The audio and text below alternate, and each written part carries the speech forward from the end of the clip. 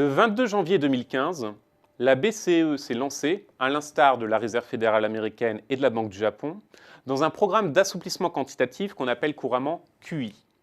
L'institution a mis sur la table 60 milliards d'euros par mois afin de racheter des actifs avec un double objectif. Étoffer l'inflation pour qu'elle se rapproche à moyen terme de sa cible de 2% et diffuser les conditions de crédit accommodantes à l'ensemble de la zone euro afin de renforcer la croissance. Quel bilan un an après l'annonce du QE? Clairement, les résultats obtenus sont mitigés. Le but premier d'écarter le risque de déflation est loin d'être atteint.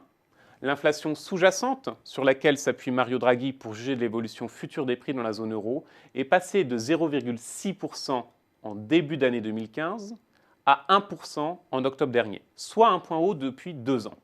Problème, elle montre depuis des signes de ralentissement et ne s'établissait qu'à 0,8% en décembre 2015. Ce ralentissement avait été anticipé, mais il pourrait conduire à revoir les prévisions d'inflation pour 2016 et pour 2017 et surtout forcer la Banque centrale à agir de nouveau. Tout n'est pas négatif pour autant. L'action de la BCE a aussi eu des bienfaits évidents. Elle a permis une meilleure transmission de la politique monétaire aux pays du sud de l'Europe. Fait surprenant, contracter un crédit jusqu'à 1 million d'euros pour une maturité comprise entre 1 et 5 ans est désormais moins cher en Espagne qu'en Allemagne. Une telle évolution aurait été inimaginable il y a quelques années lorsque l'Espagne faisait l'objet d'attaques spéculatives. Mais le principal succès de la BCE n'est peut-être pas celui-là. Il s'agit de la baisse de l'euro qui a créé une bouffée d'air frais pour l'industrie européenne.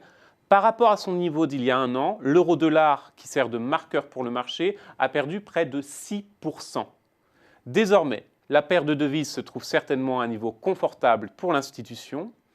Un plongeon vers la parité ne fait pas partie de l'agenda de la BCE pour 2016. Le premier bilan du QE est contrasté, mais les facteurs économiques externes, en particulier la chute prolongée du cours du baril de pétrole, n'ont pas joué en faveur de la Banque centrale.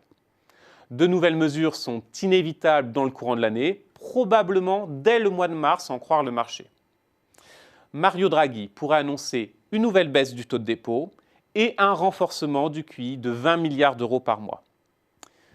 Est-ce que ce sera suffisant pour surprendre le marché? On peut en douter.